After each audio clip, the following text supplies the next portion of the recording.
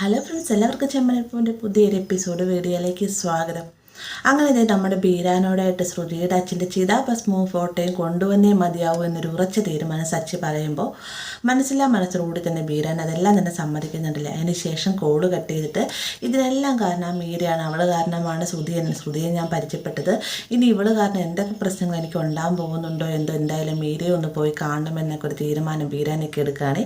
ഇതേ സമയം തന്നെ ശ്രുതി റൂമിലേക്ക് ചെന്നതിന് ശേഷം എന്തായാലും കൃത്യസമയത്ത് നല്ല രീതിയിൽ തന്നെ ബീരാനൊക്കെ കാര്യങ്ങൾ കൈകാര്യം ചെയ്തു എന്നുള്ളൊരു സമാധാനത്തോടുകൂടി നിൽക്കുന്ന സമയത്താണ് രേവതി സച്ചി അങ്ങോട്ടേക്ക് വരുന്നത്. വന്ന ഉടനെ സച്ചി പറയുന്നുണ്ട് എന്തായാലും കാര്യങ്ങളെല്ലാം തന്നെ കൃത്യമായ രീതിയിൽ തന്നെ പോകുന്നുണ്ട്, ആർക്കും തന്നെ ഒരു സംശയവും ഇല്ലാത്ത രീതിക്കാണല്ലേ പാർലറടുത്ത് മൂവ് ചെയ്യുന്നത് എന്നൊക്കെ ചോദിക്കുന്ന സമയത്ത് നീ എന്താ സച്ചി പറഞ്ഞു പറഞ്ഞാൽ എനിക്ക് ആകെ സങ്കടത്തിൽ നിൽക്കുകയാണ്, എൻ്റെ അച്ഛൻ മരിച്ചു പോയതിൻ്റെ സങ്കടത്തിലാണ് ഞാനുള്ളത്, അതിനിടയ്ക്ക് നീ പറയുന്ന ഒരു കാര്യങ്ങളും തന്നെ എനിക്ക് മനസ്സിലാവുന്നില്ല എന്നൊക്കെ ശ്രുതി പറയുന്ന സമയത്ത് എല്ലാം മനസ്സിലാവുന്നുണ്ടെന്ന് എനിക്കറിയാം ശ്രുതി, നീ വെറുതെ കള്ളം പറയാൻ നിൽക്കണ്ടാട്ടോ എന്നൊക്കെ രേവതിയും പറയുന്നുണ്ട്. അങ്ങനെ ഇവർ തമ്മിൽ സംസാരിച്ചുകൊണ്ട് നിൽക്കുന്ന സമയത്താണ് ചന്ദ്ര അങ്ങോട്ടേക്ക് വരുന്നത്. ചന്ദ്ര വരുന്ന കാണുമ്പോൾ തന്നെ ശ്രുതി പൂങ്കണ്ണീർ ഒഴുക്കിക്കൊണ്ട് ചന്ദ്രയുടെ അടുത്ത് ചെന്നതിന് ശേഷം പറയുന്നുണ്ട് എൻ്റെ അച്ഛൻ മരിച്ചതാണെന്ന് പോലും മനസ്സിലാക്കാതെ ഇവർ എന്നോട് ഓരോ കാര്യങ്ങൾ ചോദിക്കുന്നു, കുറ്റപ്പെടുത്തി സംസാരിക്കുന്നു എന്നൊക്കെ പറയുമ്പോഴത്തേക്കും ചന്ദ്ര വേഗം തന്നെ സച്ചിയെ രേവതിയും വഴക്ക് പറയുന്നുണ്ട്. അപ്പോൾ ഇവരെ കുറ്റപ്പെടുത്തുന്ന കൂട്ടത്തിൽ തന്നെ നമ്മുടെ ശ്രുതിയെ ചേർത്ത് നിർത്തി സമാധാനിപ്പിക്കാനും ചന്ദ്ര മറക്കുന്നില്ല കേട്ടോ. അപ്പോൾ ഇതിനു മുന്നേ തന്നെ രേവതി സച്ചിൻ റൂമിലേക്ക് കയറി വന്നതിന് മുന്നേ തന്നെ ശ്രുതിയെ മീര വിളിച്ചതിന് ശേഷം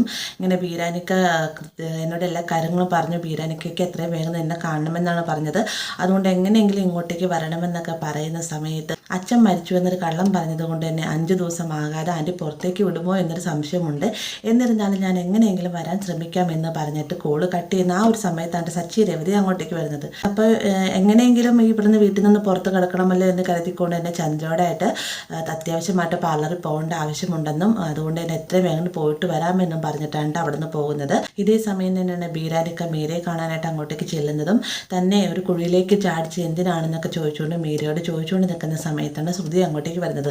ശ്രുതിയെ കാണുമ്പോൾ തന്നെ ബീരാനിക്ക പറയുന്നുണ്ട് ഇതോടുകൂടി തന്നെ എല്ലാ നാടകങ്ങളും കഴിഞ്ഞു എന്നും പറഞ്ഞുകൊണ്ട് കഴിഞ്ഞ തവണ നീ എല്ലാം അവസാനിപ്പിച്ചതാണല്ലോ, പിന്നെ എന്തിനാ വീണ്ടും എന്നെ ഇതിലേക്ക് കൊണ്ടുവന്നത് എന്നൊക്കെ ചോദിക്കുന്ന സമയത്ത് മനഃപൂർവ്വം ചെയ്തതല്ല, നിങ്ങൾക്കറിയാമല്ലോ സച്ചി ആ ഒരു സമയത്ത് ഫോൺ വിളിച്ചത് കൊണ്ടാണ് ഇങ്ങനെയെല്ലാം സംഭവിച്ചതെന്നൊക്കെ പറഞ്ഞുകൊണ്ട് ബീരാനെ സോപ്പിട്ടൊക്കെ നമ്മളെ ശ്രുതി നിൽക്കുന്നുണ്ട്. കൂട്ടത്തിൽ തന്നെ ഒരു സഹായവും കൂടി ചെയ്യണമെന്നും എത്രയും വേഗം തന്നെ സച്ചി പറഞ്ഞ പോലെ അച്ഛൻ്റെ ഫോട്ടോയും ചിതാഭസ്മവുമായിട്ട് വരണമെന്നൊക്കെ പറയുമ്പോൾ ഞാനിവിടെ നിന്ന് ഒപ്പിക്കുന്ന എൻ്റെ അച്ഛൻ്റെ ഫോട്ടോയും ചിതാഭസ്മവും എന്ന് ബീരാനൊക്കെ ചോദിക്കുന്നുള്ളൂ. നിങ്ങൾ എങ്ങനെയെങ്കിലും എന്നെ സഹായിക്കാം, നിങ്ങൾക്കുമില്ല ഒരു കുടുംബം, അതുകൊണ്ട് നിങ്ങൾക്ക് എൻ്റെ വിഷമം മനസ്സിലാവും സാർ, എങ്ങനെയെങ്കിലും എന്നെ സഹായിക്കണം, അല്ലെന്നാണെങ്കിൽ എനിക്ക് എന്നേക്കുമായിട്ട് എൻ്റെ ശ്രുതിയെ നഷ്ടപ്പെടുമെന്നും പറഞ്ഞുകൊണ്ട് ബീരാൻ്റെ മുന്നിൽ കരഞ്ഞ് അഭിനയിക്കുകയാണ് ശ്രുതി.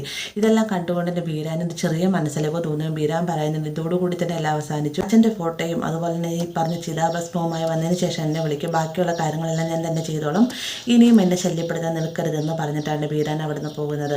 ആ ഒരു സമയം തന്നെ മീര പറയുന്നുണ്ട് നിൻ്റെ ഒറിജിനൽ അച്ഛൻ്റെ ഫോട്ടോ കൊണ്ടുവരാമെന്ന് പറഞ്ഞു, പക്ഷേ ഈ ചിതാഭസ്മം അതെങ്ങനെ നീ ഒപ്പിക്കുമെന്നൊക്കെ ചോദിക്കുന്ന സമയത്ത് അത് കുറച്ച് കരയിലേക്ക് കൂട്ടിയിട്ട് എങ്ങനെയിലേക്ക് ഒപ്പിക്കാം, എന്തായാലും ഇത്രയും വരെ എത്തില്ല, എങ്ങനെയെങ്കിലും ഈ ഒരു പ്രശ്നം പരിഹരിച്ചേ മതിയാവുകയുള്ളൂ എന്നൊക്കെയാണ് ശ്രുതി ബീരയോടായിട്ട് പറയുന്നുണ്ട്. പിന്നീട് കാണിക്കുന്നത് ശ്രുതിയെയും കൂട്ടിക്കൊണ്ട് ചന്ദ്രയുടെ അടുത്തേക്ക് ചെന്നതിന് ശേഷം ശ്രുതിക്ക് ചെറിയൊരു പനിയുണ്ടെന്നും നാളത്തെ കർമ്മങ്ങളെല്ലാം തന്നെ മാറ്റി വെക്കണമെന്നൊക്കെ പറയുന്ന സമയത്ത് സച്ചി രേവതി ഇത് കേട്ടുകൊണ്ട് അങ്ങോട്ടേക്ക് വരുന്നുണ്ട്.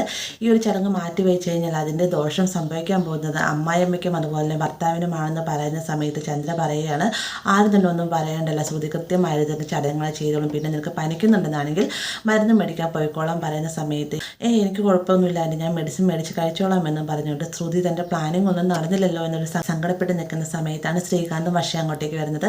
അവർ വന്നതിന് ശേഷം പറയുന്ന ആദ്യത്തെ ദിവസത്തിന് ഒരു പ്രത്യേകതയുണ്ട് എന്ന് ചോദിക്കുന്ന സമയത്ത് ആർക്കും തന്നെ ഒന്നും മനസ്സിലാവുന്നില്ലെങ്കിൽ രേവതി പറയുന്നുണ്ട് നാളെ നിങ്ങളുടെ വെഡ്ഡിങ് ആനിവേഴ്സറിയാണ്, അതുകൊണ്ട് തന്നെ നിങ്ങൾക്ക് വേണ്ടി പ്രത്യേക ഒരു പൂജയും ഞാൻ ചെയ്തിട്ടുണ്ട് എന്ന് പറയുന്ന സമയത്ത് ഇതുകൊണ്ട് തന്നെയാണ് രേവതി ചേച്ചിനെ എൻ്റെ സ്വന്തം ചേച്ചിയെ പോലെ തന്നെ കാണുന്നത് സ്നേഹിക്കുന്നതെന്നും പറഞ്ഞുകൊണ്ട് വർഷ രേവതിയുടെ അടുത്തേക്ക് ചെല്ലുകയാണ് കേട്ടോ. പെട്ടെന്ന് തന്നെ സച്ചി ചോദിക്കുന്നുണ്ട് ഈ ഒരു പറച്ചിൽ മാത്രം നിർത്തണം, എന്തോ ആഘോഷമൊന്നും വേണ്ട എന്ന് ചോദിക്കുന്ന നേരത്ത് ആഘോഷിക്കണമെന്നുണ്ടായിരുന്നു, പക്ഷേ ശ്രുതിയുടെ അച്ഛനെ ഈ ഒരു അവസ്ഥ വന്ന സ്ഥിതിക്ക് നമ്മളങ്ങനെ ആഘോഷിക്കുന്നത് തെറ്റല്ലേ സച്ചിയേട്ട എന്ന് ശ്രീകാന്ത് ചോദിക്കുന്ന നേരത്ത് ശ്രുതി പറയുന്നത് അതിനെക്കുറിച്ചൊന്നും ചിന്തിക്കുകയൊന്നും വേണ്ട, ആഘോഷത്തിൻ്റെ രീതിക്ക് നടക്കട്ടെ, മരിച്ചവരും തന്നെ തിരിച്ചു വരാൻ പോകുന്നില്ലല്ലോ എന്നൊക്കെ പറഞ്ഞുകൊണ്ട് ശ്രീകാന്തിനോട് പറയുന്ന സമയത്ത് ഇവരുടെ ഈ ഒരു വെഡ്ഡിങ് ആനിവേഴ്സറി ചെറിയ രീതിയിലെങ്കിലും ആഘോഷിക്കാമെന്നൊരു തീരുമാനം ഇവരായിട്ട് തന്നെ എടുക്കുകയാണ് കേട്ടോ. പിന്നീട് കാണിക്കുന്ന പിറ്റേ നേരം പൊളിരുന്ന സമയത്ത് ശ്രീകാന്ത് റെസ്റ്റോറൻറ്റ് ജോലി ചെയ്തുകൊണ്ടിരിക്കുന്ന സമയത്താണ് പ്രിയ അങ്ങോട്ടേക്ക് വരുന്നത്. ഇവർ തമ്മിൽ സംസാരിച്ചുകൊണ്ടിരിക്കുന്ന സമയം തന്നെ പാത്രം വീഴുന്ന സൗണ്ട് കേട്ടുകൊണ്ട് ഇരുവരും അങ്ങോട്ടേക്ക് ചെല്ലുകയും അവിടെ തന്നെ വർക്ക് ചെയ്യുന്ന മറ്റൊരാളുടെ കയ്യിൽ നിന്ന് ഭക്ഷണ പാത്രം താഴെ പോയതാണ് കേട്ടോ. ഇത് കാണുമ്പോൾ തന്നെ പ്രിയ അദ്ദേഹത്തെ വഴക്ക് പറയുന്നുണ്ട്. പെട്ടെന്ന് ശ്രീകാന്ത് പറയുന്നുണ്ട് വിട്ടുകള, പ്രിയ ചിലപ്പോൾ അറിയാതെ സംഭവിച്ചതായിരിക്കും എന്ന് പറഞ്ഞുകൊണ്ട് ശ്രീകാന്ത് അവിടെ നിന്ന് പോകുന്നുണ്ട്. ആ ഒരു സമയം തന്നെയാണ് പ്രിയയ്ക്ക് കോൾ വരുന്നത് കേട്ടോ. അപ്പോൾ പ്രിയ ഇങ്ങനെ വർത്താനം പറഞ്ഞുകൊണ്ട് ഫ്രണ്ടിലേക്ക് നടക്കുന്ന സമയത്താണ് ഈ ഒരു വേസ്റ്റിൽ കാല് ചവിട്ടി തെന്നി വീഴുകയും ശ്രീകാന്ത് ആ ഒരു സൗണ്ട് കേട്ടുകൊണ്ട് തിരികെ ഓടി വരികയും ചെയ്യുന്നുണ്ട്. അതിനുശേഷം പ്രിയേനെ ഒരു കണക്കിന് പിടിച്ചിരുത്തി ഹോസ്പിറ്റലിലേക്ക് പോകാമെന്ന് പറയുന്ന സമയത്ത് തന്നെ കൊണ്ട് ഹോസ്പിറ്റലിലേക്ക് ഒരടി പോലും നടക്കാൻ പറ്റുകയില്ല എന്ന് പ്രിയ പറയുന്നുണ്ട്. പെട്ടെന്ന് ശ്രീകാന്ത് പറയുന്നുണ്ട്, ഒരു കാര്യം ചെയ്യ്, പ്രിയയെ ഞാൻ എടുത്തുകൊണ്ട് പോകാം എന്ന് പറഞ്ഞുകൊണ്ട് പ്രിയേനെ എടുത്തുകൊണ്ട് പോകുന്ന അതേ സമയം തന്നെയാണ് ശ്രീകാന്തിനെ വിളിക്കാനായിട്ട് വർഷ അങ്ങോട്ടേക്ക് വരുന്നത് കേട്ടോ. വർഷ അങ്ങോട്ടേക്ക് വരുമ്പോൾ തന്നെ കാണുന്നത് പ്രിയയും കയ്യിലെടുത്ത് നിൽക്കുന്ന ശ്രീകാന്തിനെയാണ്. ഈ ഒരു ഭാഗത്തോടുകൂടിയിട്ടാണ് ഇന്നത്തെ എപ്പിസോഡ് അവസാനിക്കുന്നത്. വീഡിയോ ഇഷ്ടമായി കഴിഞ്ഞാൽ ലൈക്ക് ചെയ്യാനും കൂടെ ചാനൽ സബ്സ്ക്രൈബ് ചെയ്യാനും മറക്കരുത്.